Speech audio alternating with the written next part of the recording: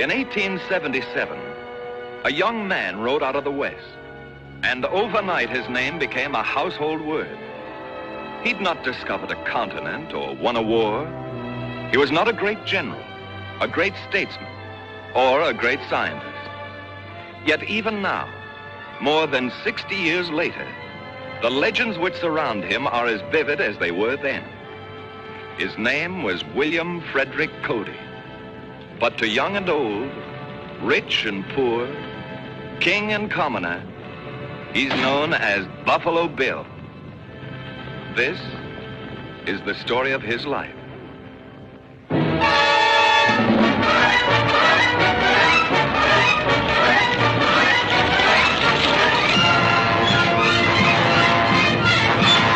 What you got here? Hold that fire and you can make it count. Your hides are my hands.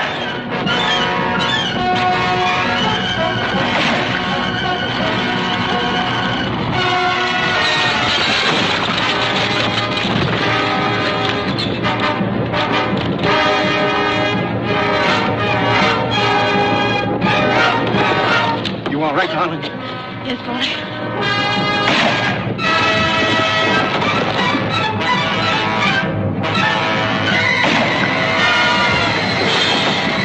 He ain't falling off for nothing.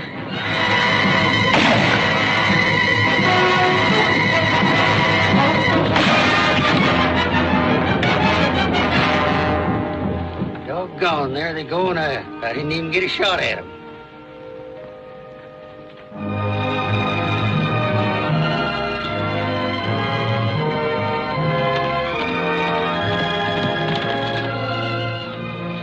Good morning, folks. Good. Are you all right, ma'am? Yes, I guess so.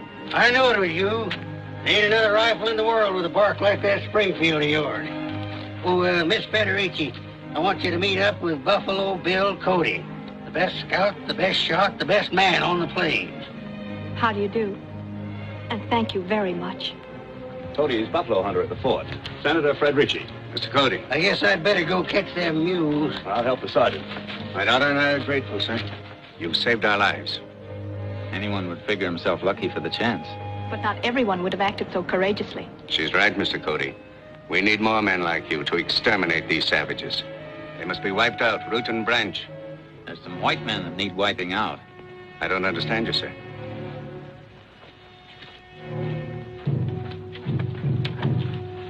This is not a war arrow, it's a hunting arrow. There are no barbs. A hunting arrow? How very considerate of them. Are you implying that we were fair game? Oh, I mean that those were agency Indians, crazy drunk on white man's whiskey. Oh, I suppose that excuses them out here. Well, the red man and whiskey don't mix, ma'am. I guess we'll have to ride the mules into the agency.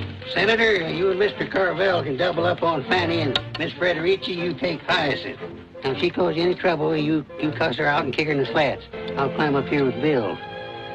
I'm afraid I'm not exactly dressed for kicking and cussing. Perhaps it would be better if I went with Mr. Cody. I guess you're right, miss. Prepare to mount. Mount! This is very kind of you, Mr. Cody. I hope it's not too much for your horse. Oh, no. You're light to carry. You go ahead, Bill. Let them on.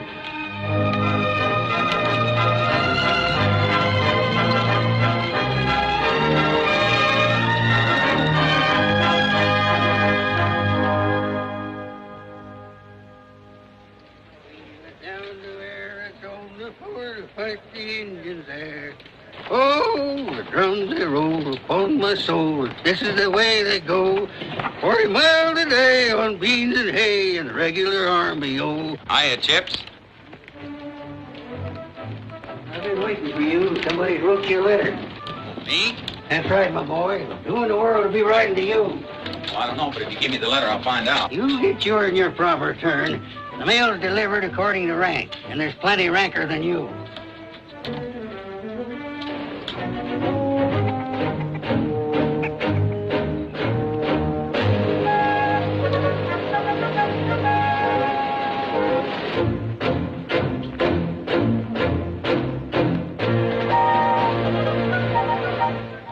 to wait for every non-com in the outfit.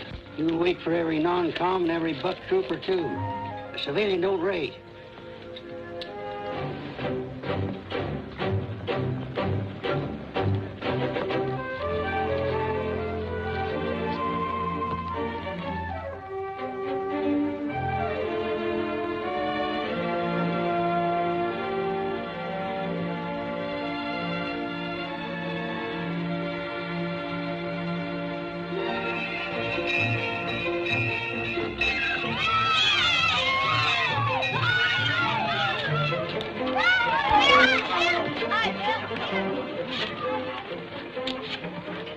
Hello, Ada.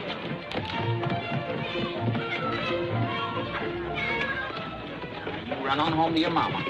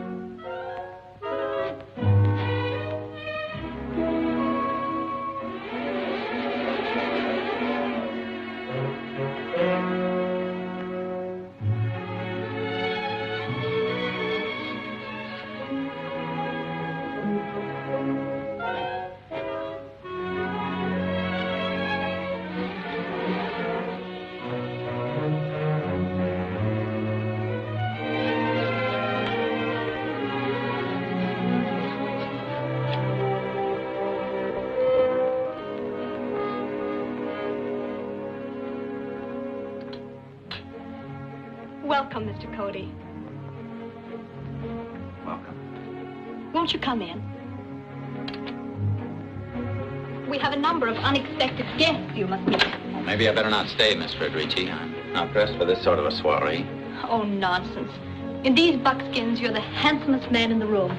By the Lord Harry, it's Nimrod the Hunter, led captive by Aphrodite. Gentlemen, Mr. Cody, General Blayzer, Mr. Vanderveer, and Mr. Ned Buntline.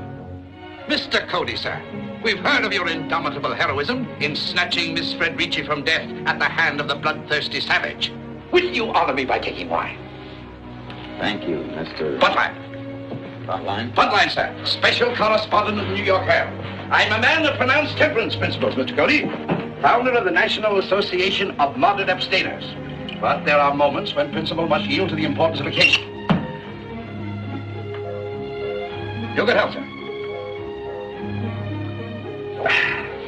How are you enjoying your trip, Mr. Buntline? You've seen a great deal of the world. What do you think of the West? The most amazing source of inspiration I've ever encountered, Miss Louisa. The wilderness, the torrent, the peak, the unending solitudes where roams the Indian, in all his ferocity, in all his nobility. Well, after seeing his ferocity, I'm a little skeptical about his nobility. My Indians are good people, if you leave them alone. Nothing would suit me better than to leave them alone. All alone.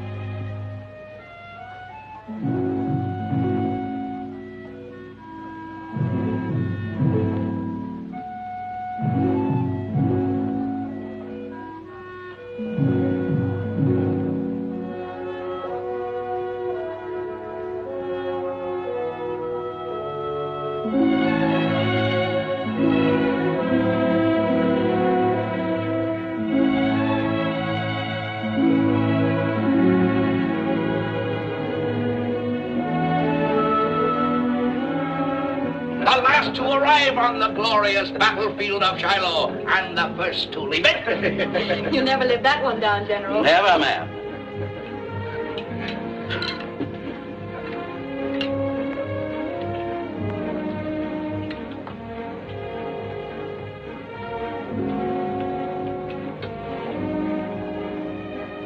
I made this myself, Mr. Cody.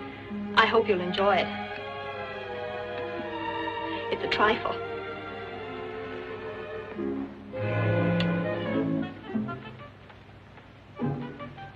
Trifle?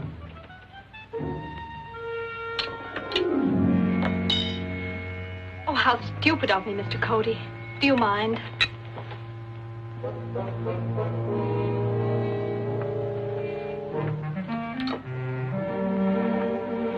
Thank you, Mr. Cody. Thank you. Well, gentlemen, I'll leave you to your important politics.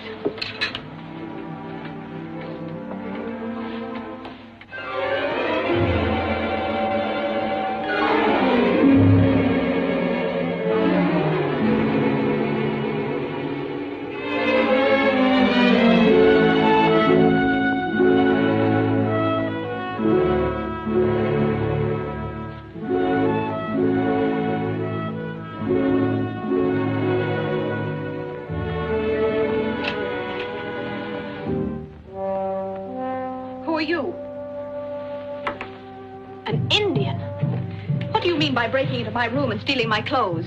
I didn't come here to steal. Maybe you Indians have another word for it, but that's my dress you have on. I tell you, I didn't come here to steal. Perhaps you'll explain to me just what you're doing in my clothes. I wanted to find out something. And just what, may I ask? I wanted to find out if I could be as beautiful as a white girl. In a white girl's way.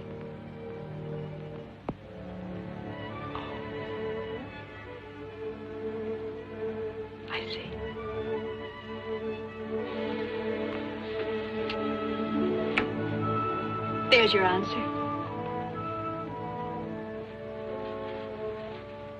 You look beautiful. I wish your Indian brave could see you now. Indian!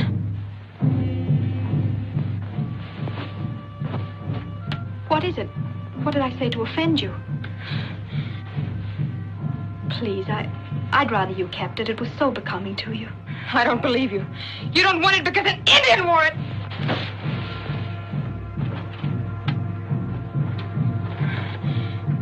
Indian.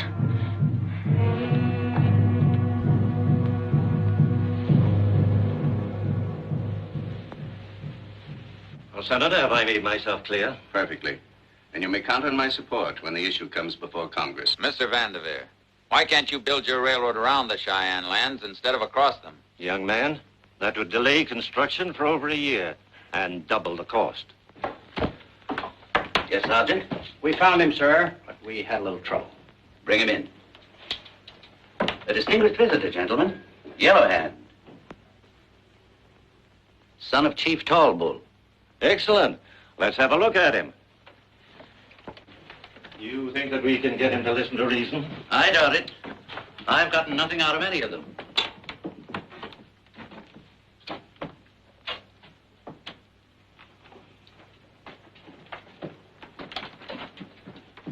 How, Yellowhand? How, Pahashka? Tell him his people must move out of the Smoky Hill country within 30 days.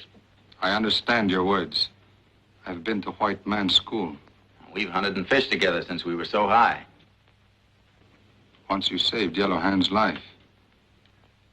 When you do an Indian a favor, he never forgets it. If you do him bad, he never forgets that either. Very interesting. Now tell us, Yellowhand. They give themselves amazing names. Tell us why your people refuse to obey the order to move. We must live where there is food and water. And buffalo. What has the buffalo got to do with it? Without the buffalo, the Indian would practically perish. It's his main source of food. In the winter, the hides protect them from freezing. I see. If you want something from the Indians, why don't you treat their chiefs the way you would the heads of any other nations? Well, what do you mean? Yellow Hand is a prince, the son of a king. Invite men like that to Washington. Try and understand them, what they're up against. Maybe they'll be able to understand you. Savages, loose in the East? But the idea is preposterous. But what a headline. Redskin powwow at the Hotel Astor. If they won't talk sense here in their own backyard, what can you expect 3,000 miles away? Yellow Hand, you want us to use force? My people do not want war. But we will fight if we must. General, are you prepared to act? Yes, I have my orders. All right, Yellow Hand. You've had your last warning. Move or be driven out. Is the white man finished? How? How? Well, as a newspaper man, I have covered every kind of fight, riot, and revolution, but never an Indian war. Here's to something new. You wouldn't talk like that, Mr. Buntline. If you ever saw the Cheyenne on the warpath. There's nothing to be alarmed at. I'll clean them out in a week.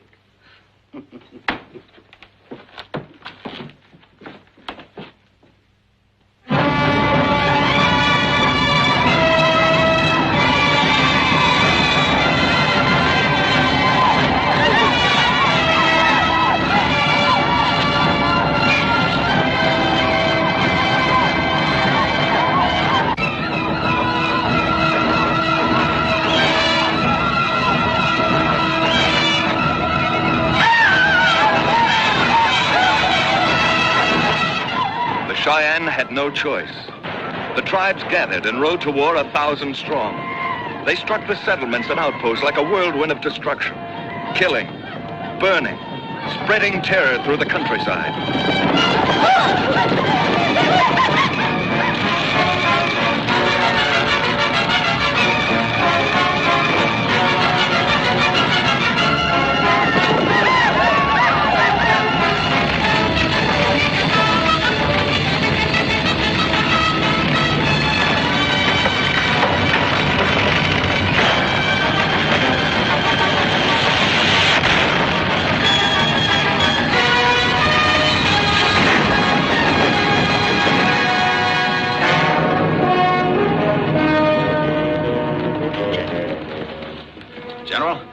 Cheyenne war party, about 500 braves heading this way. Where'd you make contact with them? About 20 miles from here, on the left bank of the Smoky. Trumpeter, sound to arms. Come inside.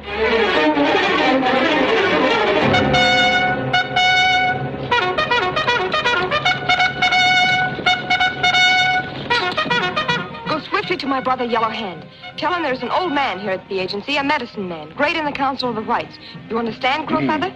Tell my brother that if this man is taken hostage, it will make it easier for the Cheyenne to make a good peace.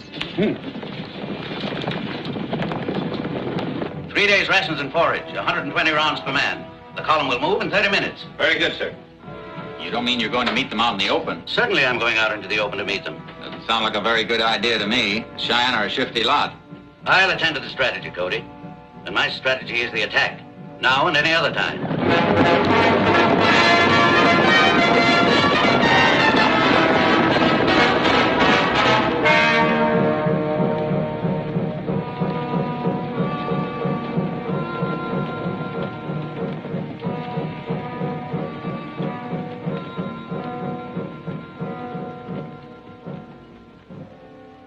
It's ignominious.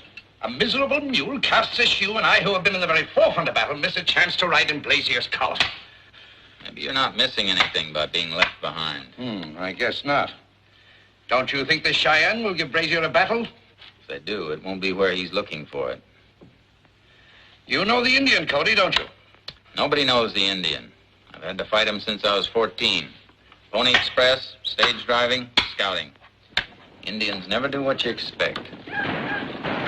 What's that? The Indians. Blazier's not between them and the settlement anymore. Well, where are you going? To the agency.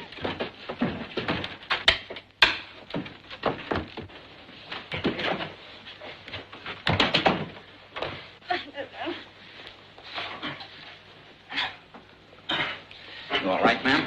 Those horrible savages took my father, do you hear? They torture him to death, those noble friends of yours. Well, do something. Why don't you go after them? Nothing we can do right now, ma'am. How many were there? I don't know. was a war party. They swarmed all over us. I can't track them in the dark, Miss Federici, even if I could. There are too many of them. But we must do something. All we can do is hope for the best. If they didn't kill all three of you outright, it means the only one of the senators a hostage. By the Lord, Harry, that's it. To get better peace terms. Savages, brutes, fiends. Why did I ever come to this nightmare of a country?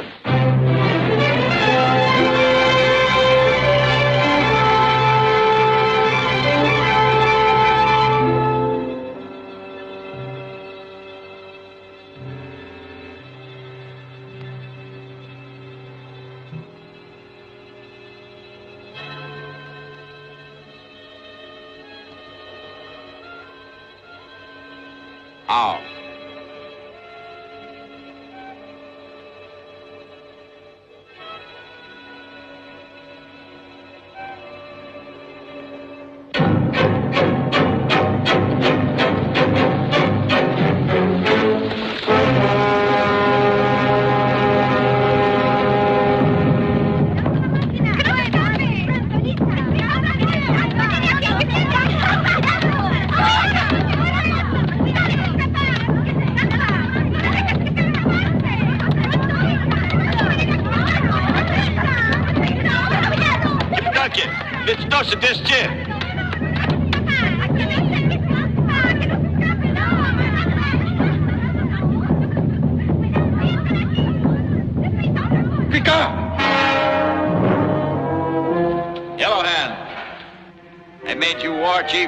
Of women. Your squaws can't make me run. Get down from your horse and see if you can. Don't be afraid. My hands are tied. Let them alone. They've got more grit than your braves. I came in peace because I thought the Cheyenne were men. They're squaws. Such words have no place between warriors, Long Hair. Thanks, Yellow Hand. More comfortable. Adunkenesko Nyaginina. Ik ska makapiamo na pikwan. Ik tenike ine. Apanakasin istone taki poet. Kimema ikakene. Kitstewa. It is the word of my father, the Cheyenne will make peace. The land between the two rivers is left to us. If the white men will hear the word of my father, let them come to powwow at Council Grove. If they will not hear his word, let them come armed for war. My father has spoken. I will carry his word. Then go, Pahashka. I'm not going without the white man you took from the agency. The white man is a hostage. My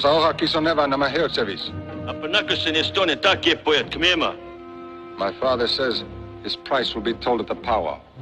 Tell your father his price was paid when I saved your life. A debt is a debt, Yellow Hand. Na wona none yo vihyo.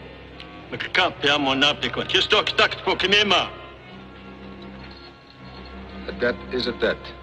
The white man will return with you. Thanks, Yellow Hand. You've acted like a friend. Now there is no debt and no friendship between us. If we meet in battle, there's a brave of the Cheyenne who will take the scalp of Pahashka and hang it to his lodge pole.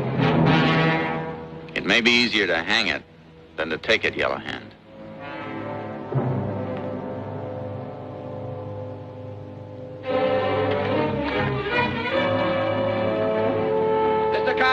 Mr. Carvel, Buffalo Bill is here.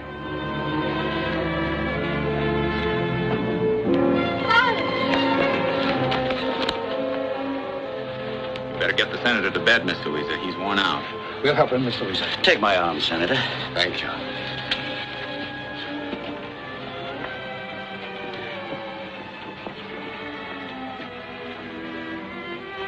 I wish there was some way of saying what I feel, or some way of repaying you for what you've done. Maybe there is, Miss Louisa. Me and Powderface would like to show you some of our country before you go away. I would love you to. We'd like you to know what there is about it that gets under a man's skin. I'd like to.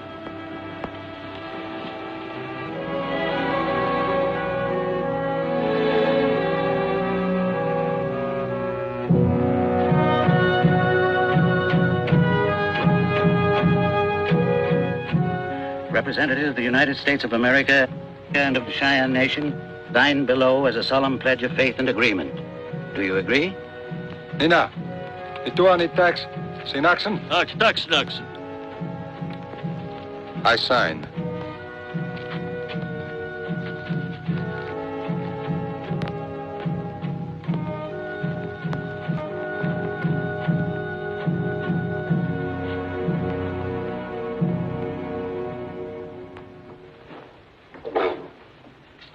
I hate to see you go, Ned.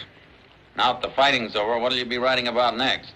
Well, I was thinking of turning my pen to the realm of romance. A novel about the West founded on my own adventures. I'd sure like to read that.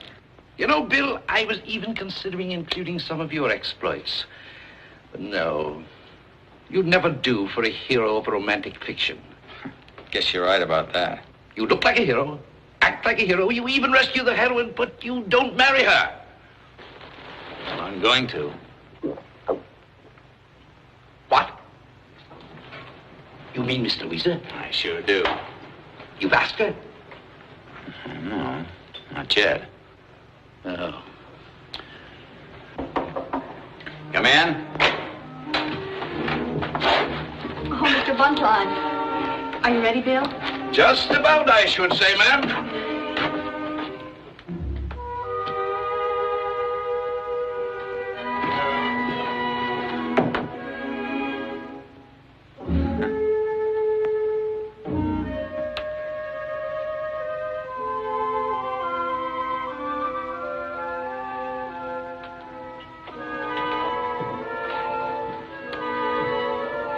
You're fond of a powder face, aren't you? Any horse would be, ma'am. You're light to carry and you sit quiet. That's what you said the first time we met. You're repeating yourself, Bill. Yeah, well, Powder Face is a horse of sound judgment, ma'am. His sentiments are all right with me. Anybody he's fond of, I'm fond of.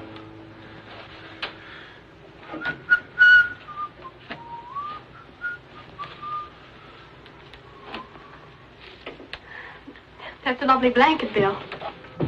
Yeah, that's a Cheyenne courting blanket. A courting blanket? Yeah, when a Cheyenne girl wears that, it means she's out for some brave.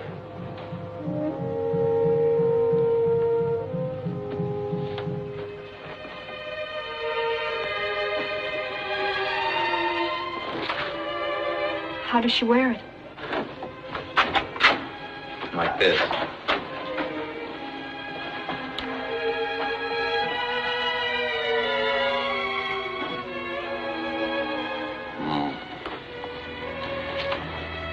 This way, Bill? No, the left side. Over the heart first. Like this? Then what does the brave do? Well, he doesn't even open his mouth. He just hangs around all day and makes faces like this. That sounds like a very dull courtship. If he doesn't speak, how does he propose? Well, he plays his own call on a courting flute. Like this.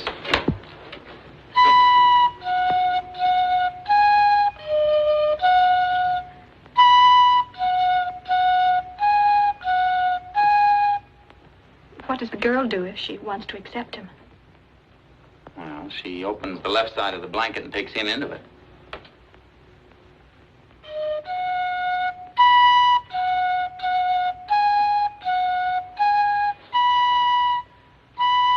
Like this, Bill?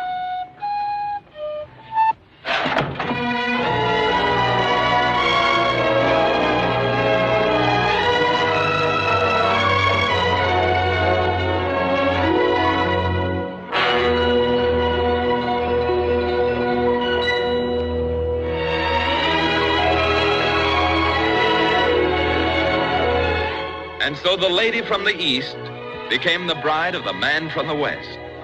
He built her a cabin in a valley not far from the fort, and they settled down to a frontier life.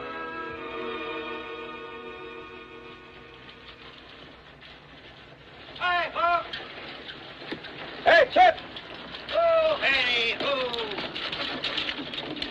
Look what I fetched you, Mrs. Cody. Father! Louisa.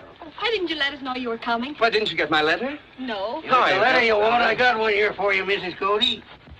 Well, that's it. That's my letter telling you I was coming. I mailed it a week before I left. That's nothing. Private Mulligan didn't get the letter with his reprieve till 10 days after they hung him. Come to think about it, he never did get it. Hey, Bill, would you get the senator's bags? Come on, boys. Well, it doesn't look as if you young people have been living in luxury for the past 2 years. That's being changed, though, right away. What do you mean, Father? Vanderveer's starting a new industry here, a tremendous affair. An industry here? Yes, my boy. A craze for buffalo robes has swept the East. People will pay anything for them. Vanderveer's formed a corporation. I'm on the board myself. And you, Bill, are going to direct the field operations. Field operations? Yes. Hire every hunting outfit available. We want all the hides you can get, and more.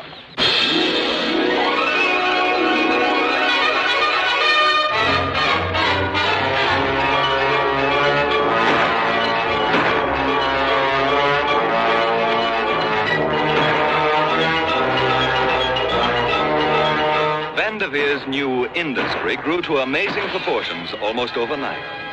The craze for buffalo robes swept the East. They brought big prices. Buffalo hunting became an organized business and degenerated into a wholesale slaughter. For a time, it became the sport of the world, bringing sportsmen from every land. And in a single month, 5,000 head were slaughtered.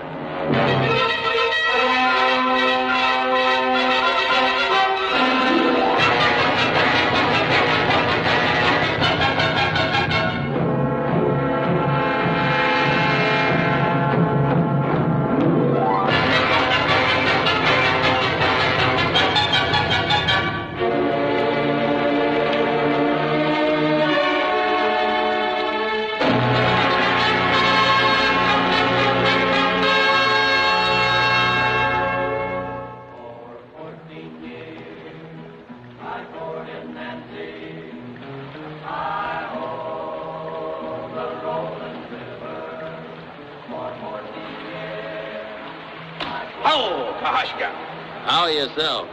Sit down, Ned. No, thank you. A slight saddle concussion makes standing more agreeable.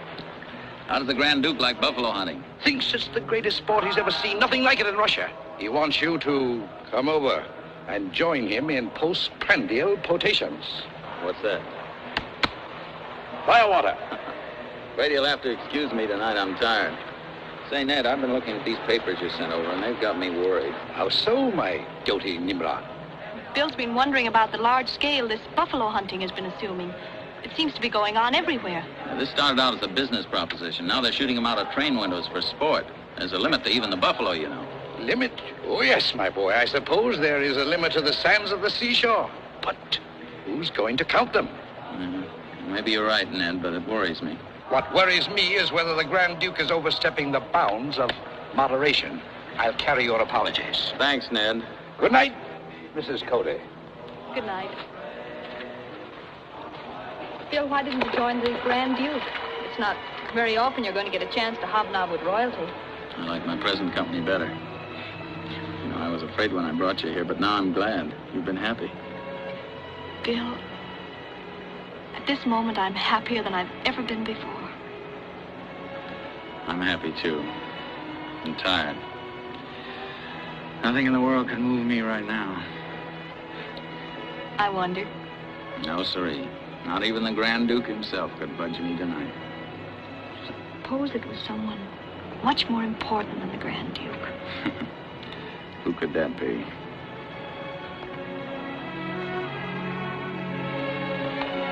No. Yes. Oh, Bill, what are you doing? What are you doing, Bill? You lie perfectly still, darling. I'll pack up. Pack up? Yes, I've got to get you to the doctor at the fort. Oh, Bill, not yet.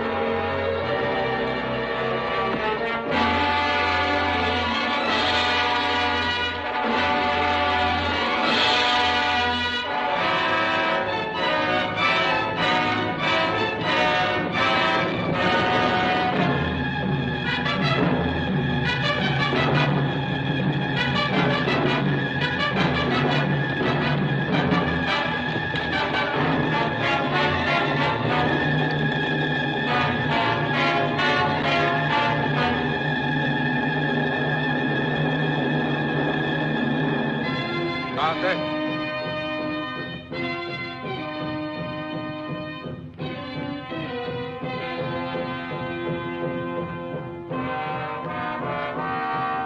Akola. Alila Waisi Kola. Men of the nations, there's a black cloud coming from the east to cover us all. We, the Cheyenne, have called our brothers of the Sioux so we can hear their words about this thing. Yesterday, the buffalo was many as the blades of grass upon the prairie. Today, the buffalo is few as the leaves of the oak tree in winter. The white man has done this thing so the red man will starve. When the buffalo is gone, we starve. We have no meat to eat, no hides to make teepees, no robes to make beds. Brothers, it's not good for man to hear his woman and children crying. It's a bad thing for man to starve. There are better ways to die.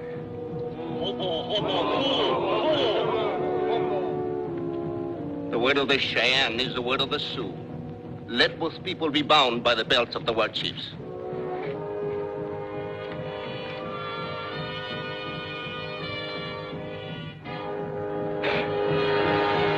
It is the belt of Yellow Hand, war chief of the Cheyenne. It is the belt of Gracie Horse, war chief of the Sioux. The Sioux and the Cheyenne will strike together. The Sioux must strike first. But why the Sioux? The Cheyenne are ready. In the land of the Cheyenne, I have many white soldiers. In our land, are few. My brother is wise in war.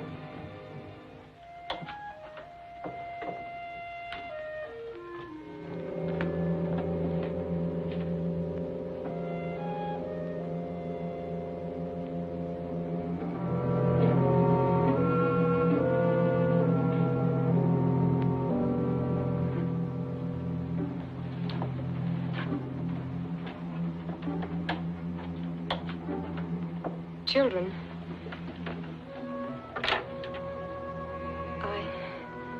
I'm called away.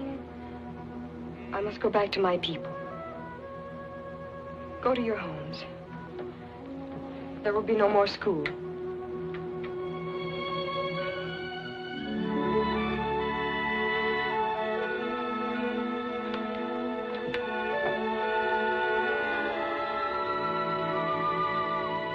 Do as I say. Go to your homes. Leave.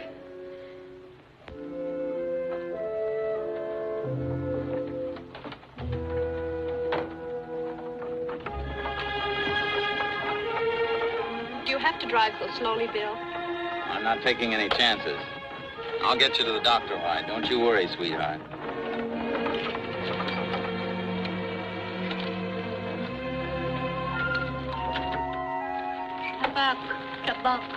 Tobacco, grandmother?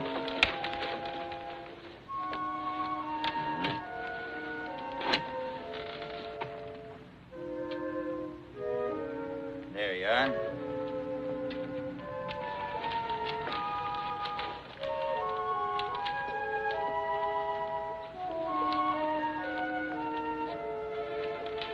What's she doing here all alone?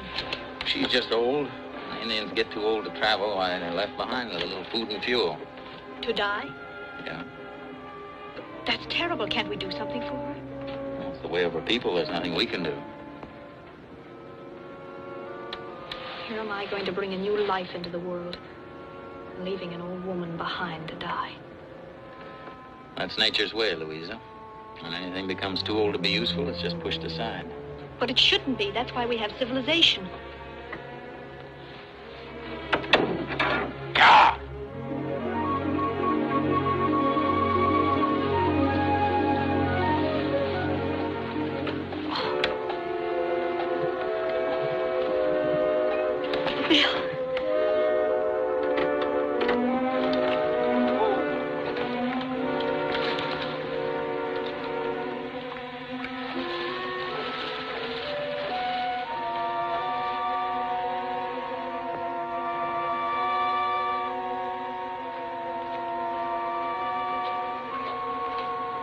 Makita Poo.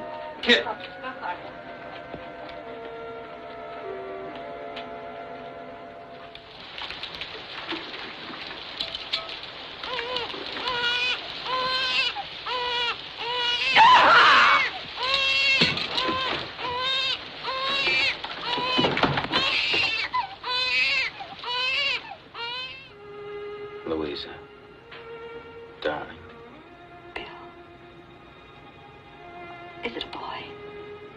It's a boy.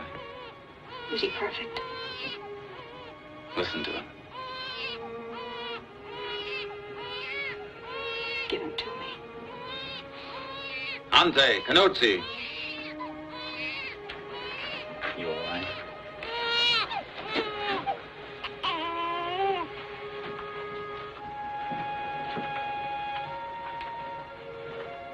You name him after the greatest scout that ever lived. Kit Carson. Kit Carson Cody.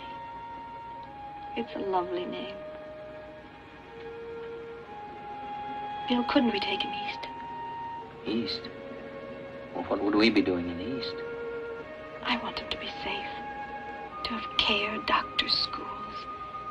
All the advantages of civilization. He'll have care. He won't need any doctor. He got here without one. Schools. We'll think of that when the time comes. It would be nice to go east, though. But it doesn't matter where we are, Bill, as long as we're together, the three of us.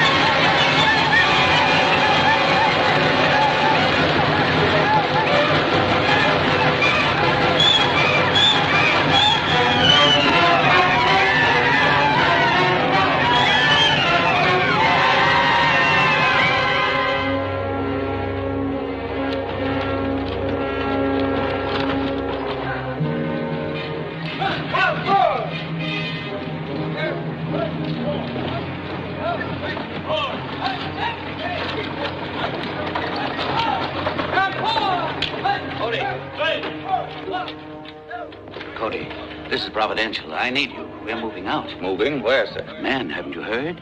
The Sioux have overrun the north, beaten Crook and wiped out Custer. Wiped out Custer? And the 7th Cavalry, every last man. We're joining Crook on the North Platte. You're the only guide here who knows that country. Well, Cody?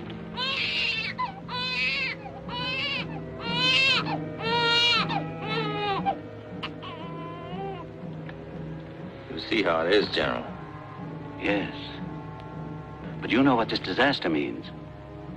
You're a civilian. I can't order you to do anything. But I can leave it to your conscience. We move in 2 minutes, Cody. With or without you.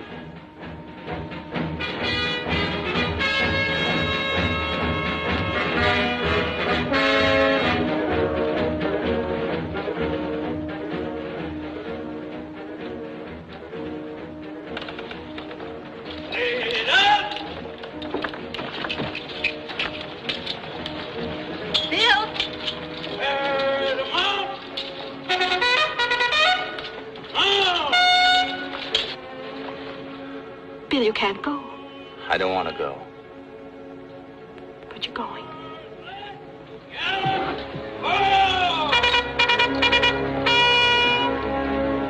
Bill, you can't go. You don't have to go. The General said he couldn't order you to.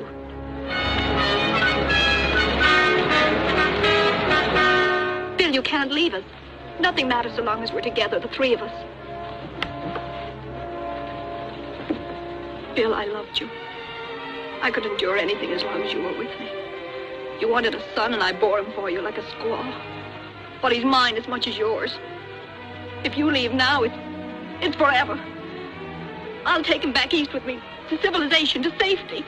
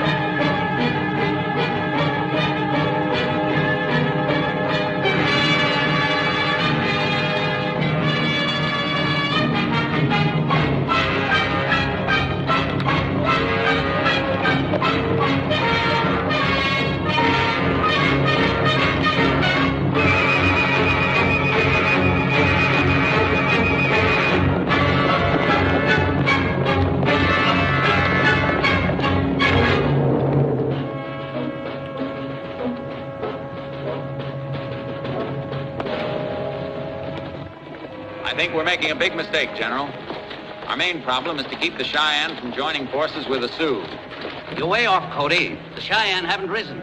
They will. They're blood brothers of the Sioux. Our best move is to keep them bottled up in their own country by taking War Bonnet Gorge. That's miles off our path. Whoever holds the gorge holds the whip hand. But it's completely out of our terrain. We won't have any terrain if the Cheyenne join the Sioux. Orders are orders, Cody. Yours are to guide us to the North Platte for the quickest way. All right, sir. By the quickest way.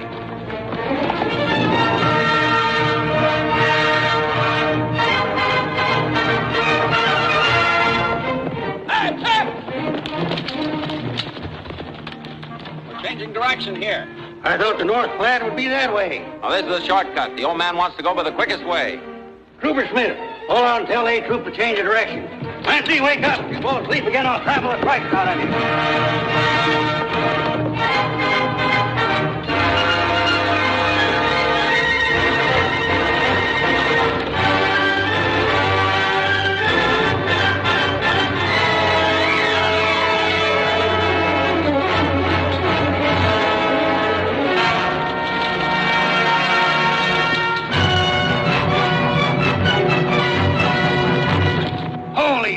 Bill Cody. Them Cheyenne. Where are we? War Bonnet Gorge. We've got to hold it till the column gets here. Nancy, here's that $1 I owe you. Come on, boy!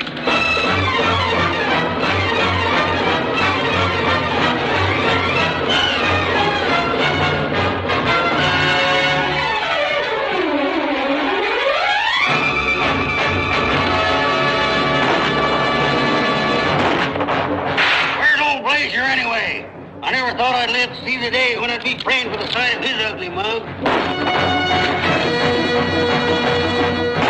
Take a breath and keep firing. The old man won't save any breath on you, Bill Cody, when he finds out what you got us into.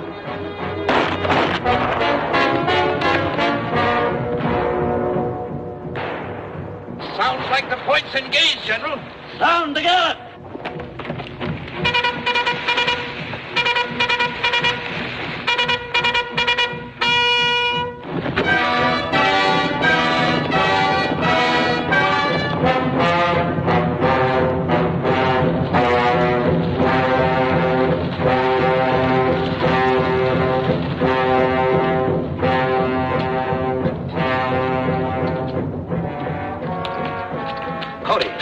War Bonnet Gorge? That's what they call it, General. I guess I lost my way. Lost your way? Nothing of the sort.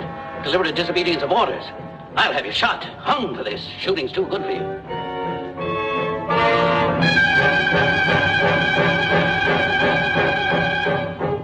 There they are, forming to charge. If If 16 men can't hold them till the troops get here, we're scuppered thanks to you, Cody.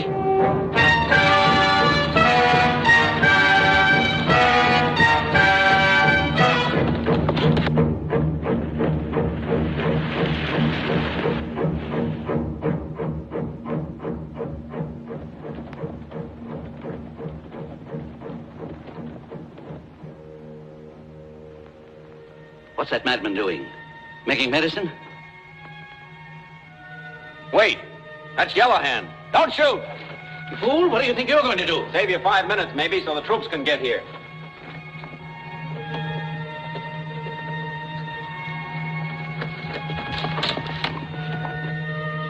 Though I am dead, the grass will grow. The sun will shine, the stream will flow. Though I am dead, the grass will grow. The sun will shine, the stream will flow.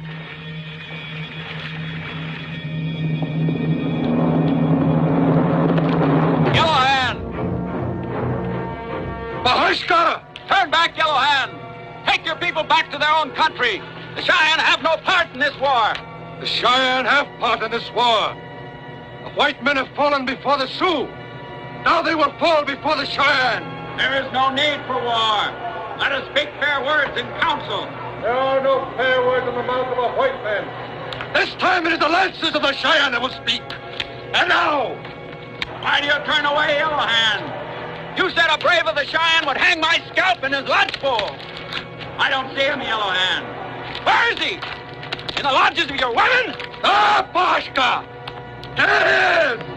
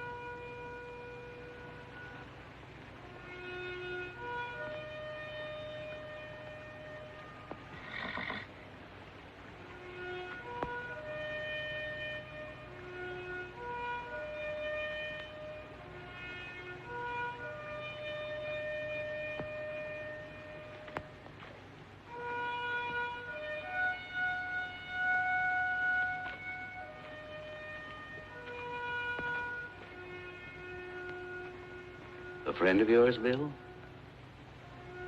They were all friends of mine.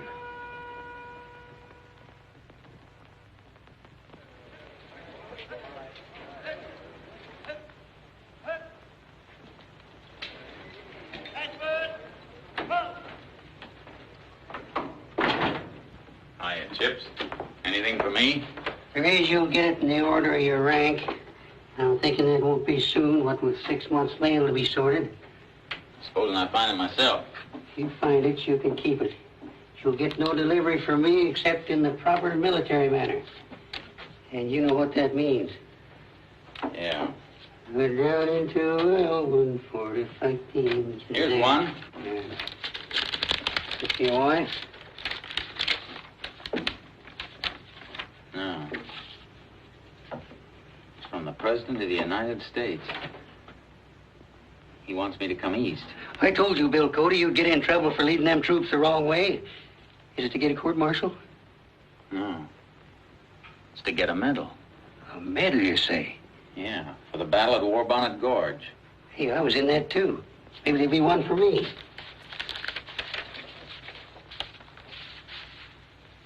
Here it is. Same envelope. Private Chips McGraw, 5th U.S. Cavalry, Department of Missouri. Say, what's the matter with the president addressing me as Private Chips McGraw? Well, of course, the man's only been on the job a short time.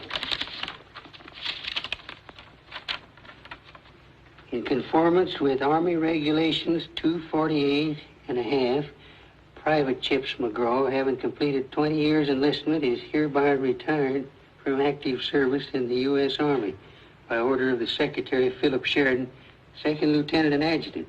The President's loco calling me a private and Phil Sheridan a shaved tail. How'd the man get his job? What's the date on that letter? April 3rd, 1846. Oh, that's 30 years ago. Well, here's some more. First endorsement.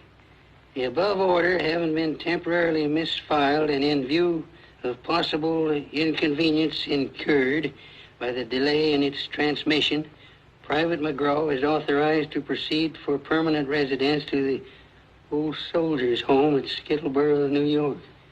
Signed, Philip Sheridan, Lieutenant General Commander, USA.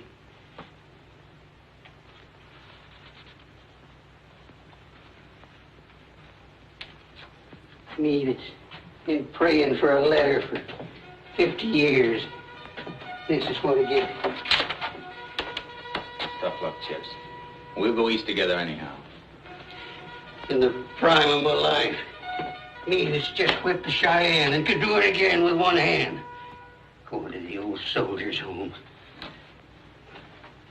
I got more lead in my carcass than that shaved tail Phil Sheridan's got gold braid.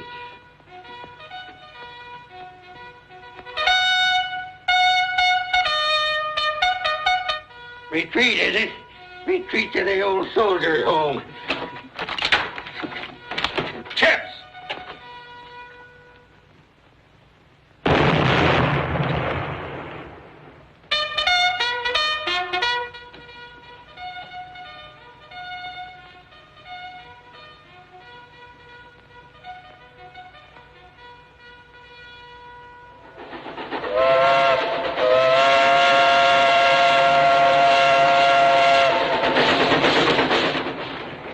Man, you ought to be Bill Cody going to see the president. Yeah. I want to see my boy, too. Yeah, who's to blame you for that? One of these days, he might be president. Or even an officer. He's only 3 days old when I left. I wonder if he'll remember me. Are his eyes open yet? Yeah. They were blue. Yeah, then he'll know you all right. I hope Ned Buntline meets me in Washington. Kind of lonesome in a strange country. Nobody in the East ever heard my name. Hey, Bill, let's go get me some tobacco. All right, Chips.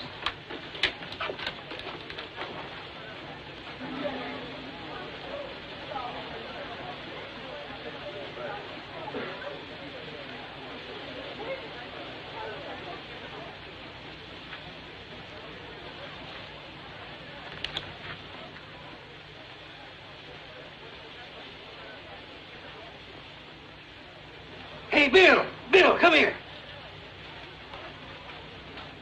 They're about you, Bill. Ned Buntline's put you in the books. Oh, me? Sure, that's your picture there, right out in front. Anything I can do for you, gentlemen? Holy mackerel! It is! Hey, Joe! Mary! Lizzie! Buffalo Bill's out here! Come on! There's Buffalo Bill! Come on, Chip. Hey, folks! Hey, folks! Here's Buffalo Bill! Buffalo Bill! Buffalo Bill! Hey, bring it in! I thought nobody in the East ever heard your name. Like a spearhead, the word raced ahead of the train. Buffalo Bill is coming.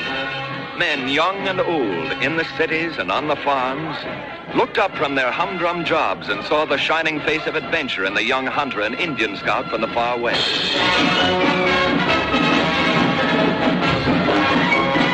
They knew and loved his story.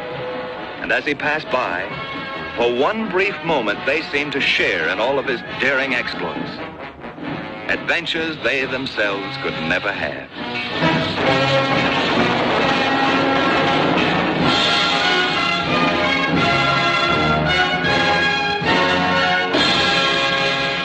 I sure hated to say goodbye to poor old Chips. I'll have him back with me if I'm ever fixed to do it.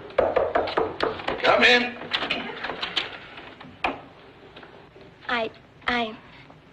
I've got the horse stabled all right, sir. He's well taken care of. The White House carriage is out in front. Good. My wing-footed Hermes. Here's $1. If it's the same to you, I'd rather shake hands with Mr. Buffalo Bill. That's the first time any handshake of mine was ever worth $1. Thank you, Sonny. Thank you, sir.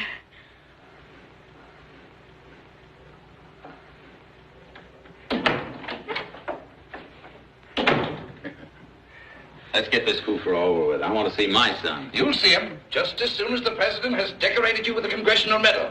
Let the new Prince of the Plains cut his teeth on it. What's all that stuff you're reading? All requests for interviews, invitations. The whole East is clamoring to see the hero of Warbonnet Gorge. Our old friend Vanderveer is arranging a banquet for you in New York. Yes, sir, it's a big...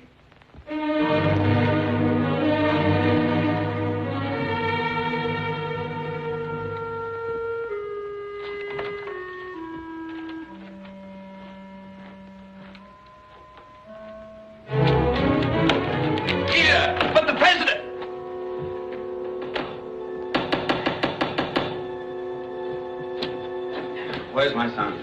He's upstairs, sir.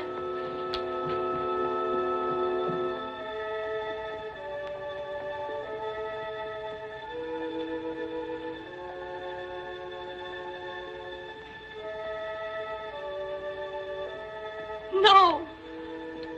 Oh.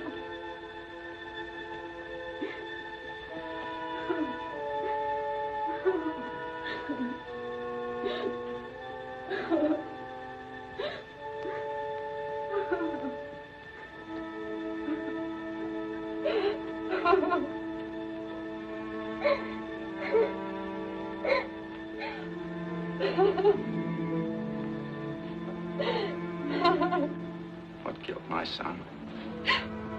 Bill. Diphtheria. What's that? It's a germ. Where does it come from? From water systems, from sewage. It's a crowd disease. A disease of civilization. Civilization.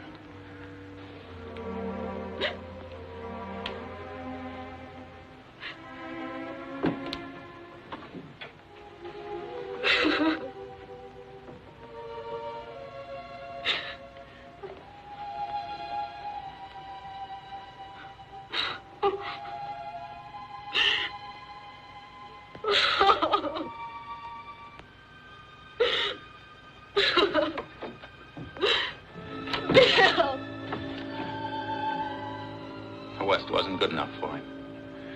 If you left him where he belonged, he'd be alive today. Oh, Bill!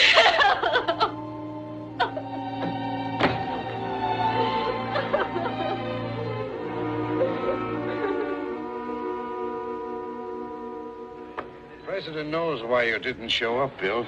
His deepest personal sympathy goes with that medal. Now, that's what they give you for killing Indians. Indians that can live against nature and feed and clothe themselves with nothing but their bare hands. Don't you think we ought to leave? And who gives it to you? They're pot-bellied, civilized citizens who couldn't walk a mile with an Indian. They give you medals. Try to control yourself. The people are listening. Well, let them listen. Anybody who could hold his own against Indians doesn't have to shut up for these people.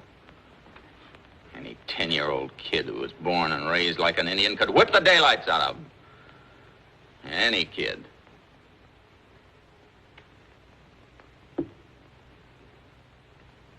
Any kid. Come on, partner.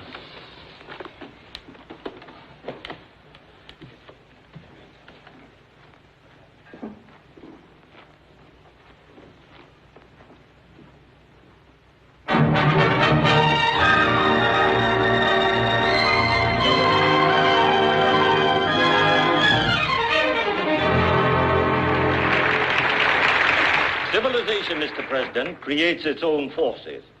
And if I have been one of them, I have no apologies to offer and no regrets.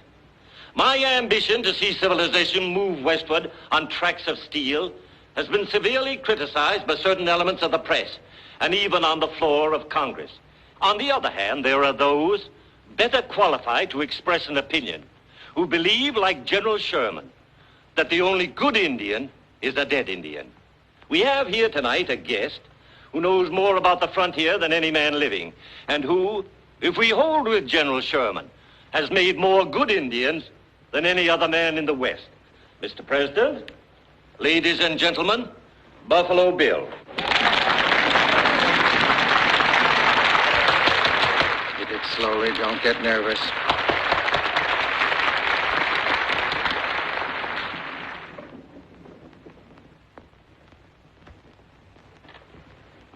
Mr. President, ladies and gentlemen, I was afraid I was going to make a fool of myself in front of you tonight, but that would have been all right, because a man can make a fool of himself when he's off his own stamping ground. But when a man makes a fool of himself on his own stamping ground, there's no excuse for him. I don't hold with General Sherman that a good Indian is a dead Indian. From what I've seen, the Indian is a free-born American who will fight for his folks, for his land, and for his living, just like any other American. Holy Jupiter, this is dynamite. If you knew the Indians, if you could see them for yourselves, how they live against nature with nothing but their bare hands, you'd never force them to break treaties to keep from starving. But the trouble is, you Easterners don't know what you're doing. And that's why we Westerners and the Indians have had to suffer. There's only one Indian you know, or that you ever thought about. And here he is, Mr. Vanderveer. The Indian on your pennies. Man,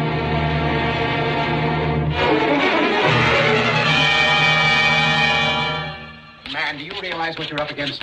Do you think Vanderveer's going to let a hayseed like you ride out of the West and get away with a thing like this? You're crazy. I tell you, there's nothing Vanderveer won't do. What can he do to me? I don't know, but it'll be plenty. Uh-huh. Now, look, Bill, I like you. I built you up, and I don't want to see him tear you down. Well, I'll take care of myself. All right. If you insist on being a martyr, good luck to you, Bill. I'm off to Mexico, but I'm warning you, Vanderveer will stop at nothing.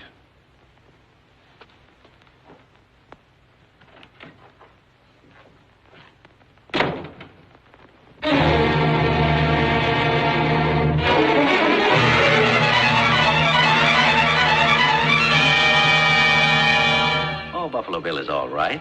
A good hunter, a good Indian scout. But to give him all the credit for our victory at War Bonnet Gorge, well, that's going a little too far.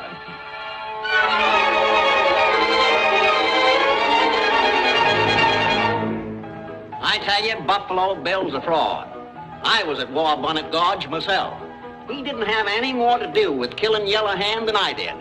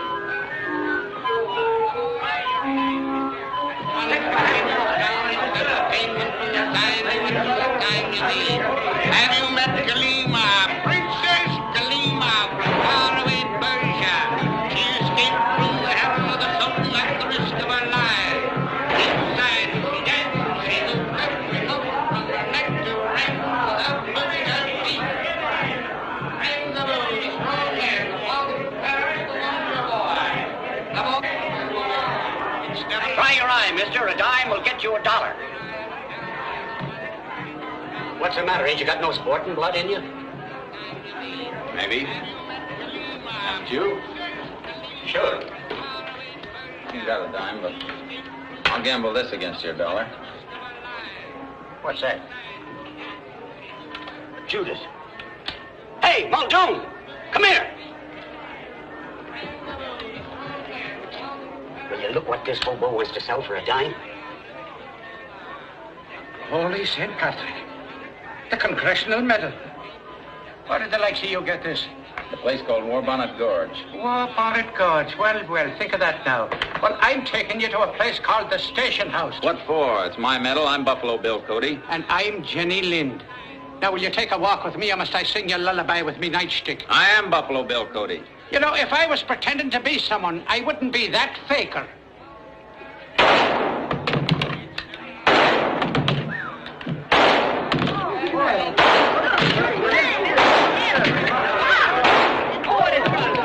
Let him up again. Wow, that's some shooting. I would have missed it for $1. Woo! Wow! Pleased to meet you, Mr. Cody. Just the king of Siam, you are, if you're saying so. I guess the laugh's on me, Mr. Buffalo. Here's your medal. Well, thanks. How about the $1? I'd like to eat. On the level?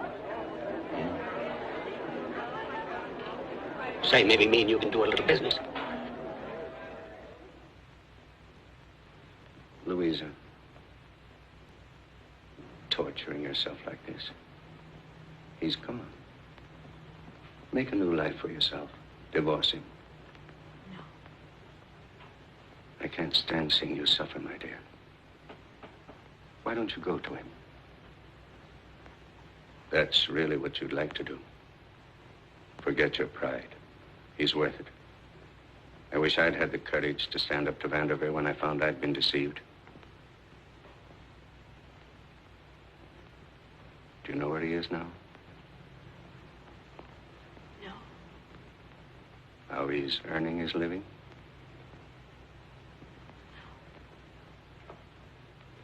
He's posing at the Wonderland Museum in New York. On a wooden horse. No. Ladies and gentlemen, step up for a moral and educational exhibition of marksmanship by the king of the plains, killer of Cheyenne war chief, that human tiger Yellowhand, and hero of War Bonnet Gorge, introducing Buffalo Bill.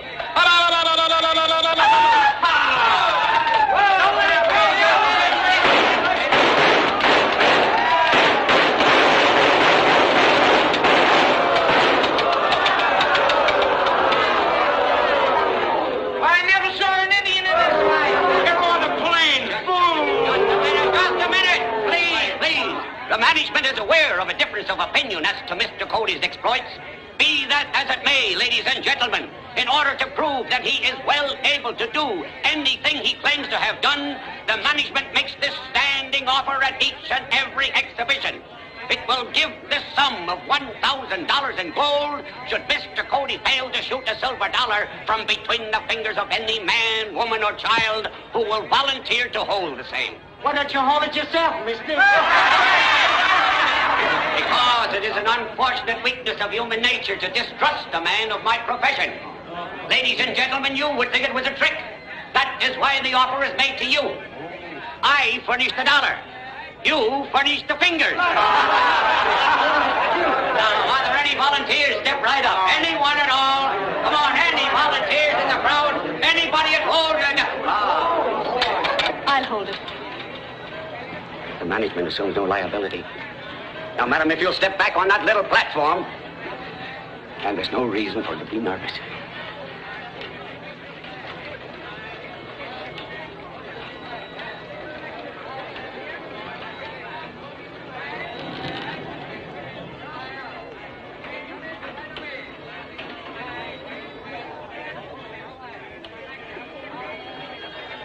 Now, madam, hold out the dollar.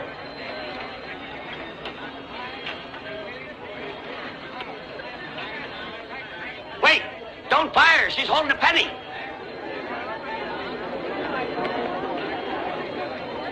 Shoot, Bill.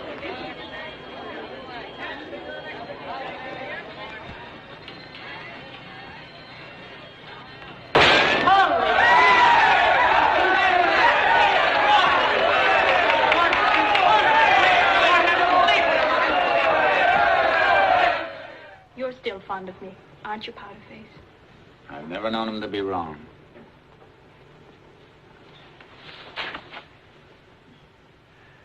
But you can't stay here. I can go wherever you are.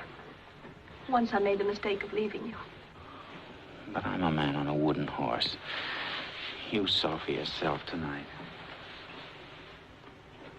You wouldn't be on a wooden horse if you'd go back to the people who know you.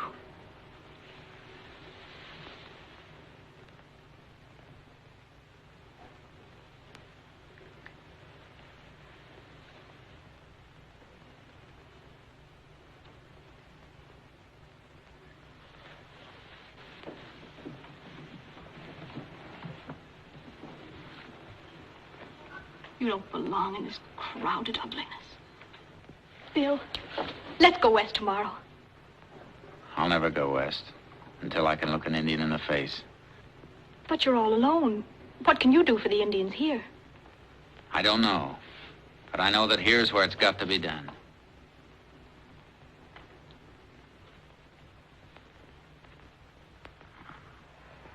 Now, don't forget. Aim at the jet of water right under the ball. And squeeze. Don't pull. Nice shot, Freddie. You got an eye like an Indian. Say, Buffalo Bill, what are Indian kids like? What do they do? Do they have to go to school? Well, sure, they go to school, but not inside like you. What do they learn? Arithmetic? No, they learn to ride and fish and hunt and swim. I sure wish I was an Indian. Tell us about it, Buffalo Bill. Well, it's kind of hard to tell about them, but if you kids could see 300 of them on galloping ponies with their feathers flying, it's something you'd never forget. 300 Indians charging as they rode at Four Bonnet Gorge. It's a colossal idea, and by the Lord Harry, we'll do it. Ned, what brought you back? Love for you, my boy, and I know a dozen promoters who'd give up money for that idea. Well, what are we going to do with the Indians here in the city? Man, we'll put them in a show, the greatest show the world ever saw. Indians, 300, 500, 1,000 of them. Cowboys, troopers, stagecoach, buffalo, riding, roping. If the East won't go to the West, kiddies, we'll bring the West to the East.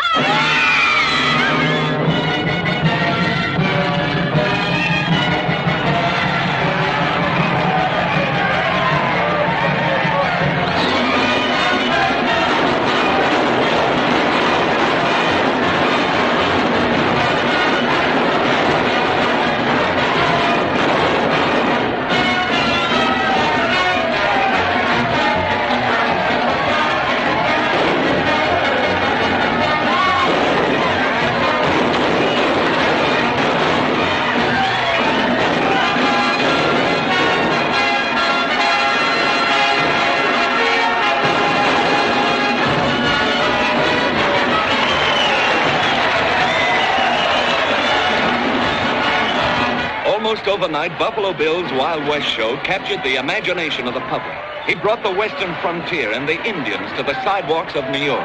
The city folk saw for themselves the true pioneer spirit of the West. As the years passed by, he toured the world and was acclaimed by all.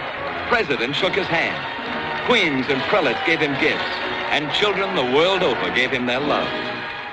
And because the most lasting of all is the fame which passes from one generation to another, his name came to typify to all of us frontiers and freedom, adventure and fair play, the spirit of the West.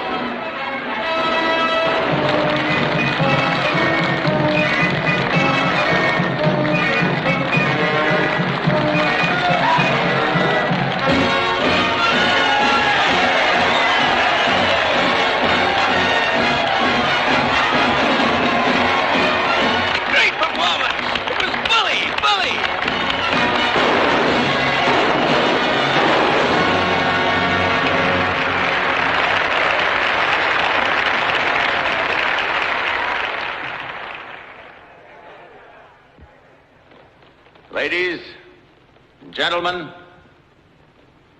the show which you have seen tonight has lived a long time because it found a place in your hearts. But now, the time has come to say not good night, as on former occasions, but goodbye.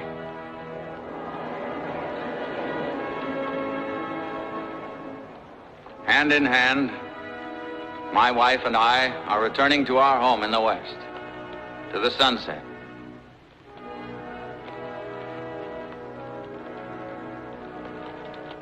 And so, my little comrades up in the gallery, and you grown-ups who used to sit there,